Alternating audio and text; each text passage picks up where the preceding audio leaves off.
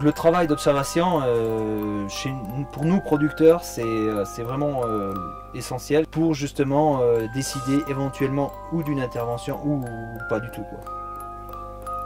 C'est ce qu'on appelle la culture raisonnée.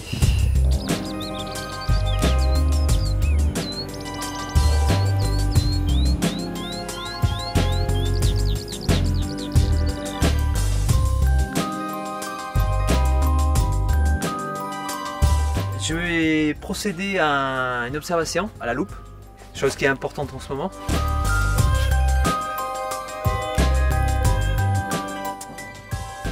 Petit acarien. Il est jaune avec un point noir sur le dos. Je ne sais pas si vous allez le voir, hein. Là, on est en train d'observer le dessous d'une feuille. Pour l'instant, donc il y a un seul individu. Il n'y a pas de risque de pullulation importante, quoi. On observe qu'il a pendu 1, 2, 3, 4, pour l'instant 4 petits œufs. Au-delà de, j'ai envie de dire, de 4-5 individus par feuille. Bon, là on en est loin puisqu'on n'en a que un sur une feuille et on a observé, j'ai déjà observé 4-5 feuilles, donc c'est le premier que je trouve, quoi. Il y a, j'ai envie de dire, aucun risque. Mais c'est à surveiller. S'il fait très chaud pendant, j'ai envie de dire, 10 jours, eh ben, ça va se multiplier très vite. Si on a un coup de froid et un peu d'humidité, la population va régresser même. C'est une nouvelle plantation, ça a été planté il y a une quinzaine de jours, donc il n'y a que des nouvelles feuilles, donc elles sont toutes très attractives pour l'acarien. Il n'y a pas d'importance au stade actuel. On le verra plus tard, après en période juin-juillet, où alors là il faut rechercher sur les vieilles feuilles. Sur l'exploitation, cette technique-là existe depuis 2-3 ans. L'origine de cette culture en France date d'une quinzaine d'années. Elle est intéressante parce que c'est une culture annuelle. Il y a une rotation très rapide des plants, des substrats, de tout le support de culture. Donc, j'ai envie de dire, les maladies n'ont pas le temps de s'installer. Ça va beaucoup moins vite. Lorsqu'on cultive une fraise plusieurs fois sur un sol, sur un même endroit, on a l'installation de maladies, de champignons dans le sol, type Phytophthora, qui justement restent après à vie dans le sol.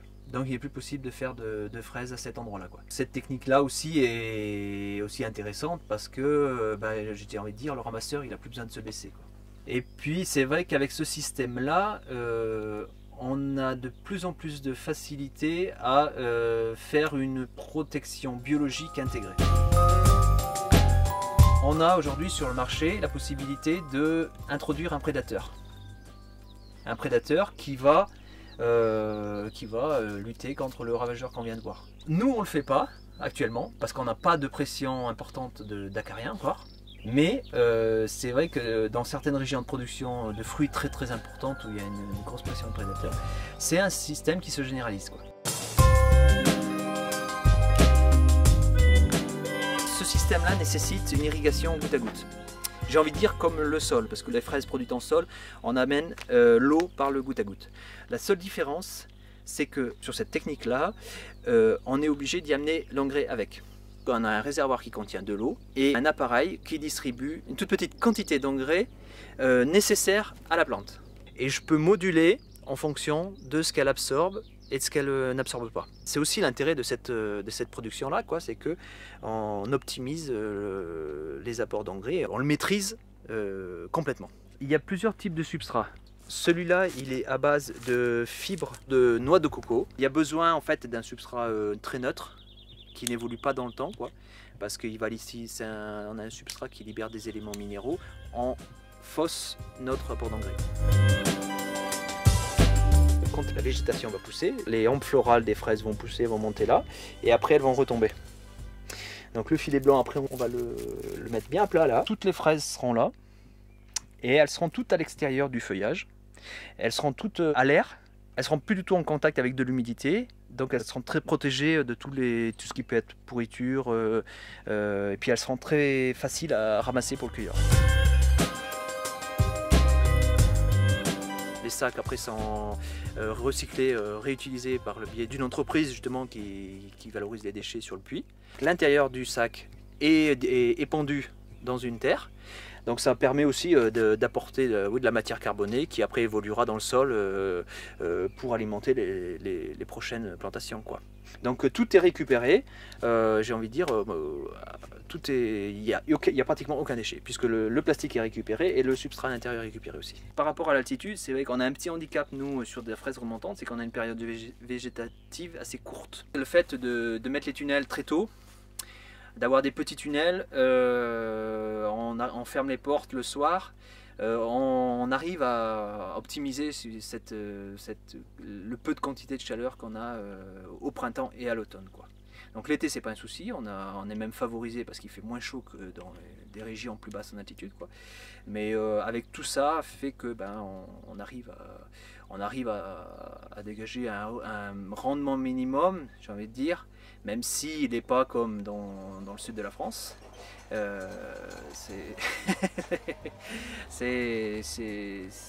On n'optimise pas comme nos collègues plus bas en altitude, c'est vrai. Mais bon, on fait avec les moyens qu'on a, quoi.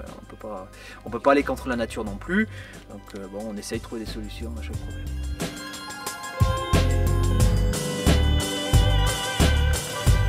Une grosse partie de la recherche en termes de variétés est faite sur des variétés adaptées à la culture hors sol. Donc ça nous laisse vraiment une marge de manœuvre très intéressante. Et là où c'est vraiment intéressant pour nous, c'est qu'une variété qui est là, c'est la variété Cijosé. Je sais qu'il y a un parent de Marat des Bois, le deuxième parent, il n'a pas été divulgué par l'obtenteur. Cette variété-là, elle a failli être abandonnée parce qu'elle ne correspondait pas du tout aux régions de production beaucoup plus basses. Vallée du Rhône, Lot-et-Garonne, sud de la France, Carpentras, Bretagne. Cette variété-là, elle ne se fait pas. Pour chez nous, elle marche très très bien. Et c'est pour ça qu'elle a été maintenue sur le marché. Donc bon, on a tout intérêt à la garder. Puis elle nous est très demandée par les clients. Donc c'est une fraise qui brille bien, qui est très bonne en goût, en bouche, qui garde un bon parfum, le parfum encore de Marat des Bois, quoi. Mais c'est vrai qu'aujourd'hui il y a une multitude de variétés qui sortent sur le marché. Il y a vraiment la gamme est très très très très large. Et c'est propre cette recherche sur une fraise gustative et goûteuse, parfumée, et vraiment propre au marché français.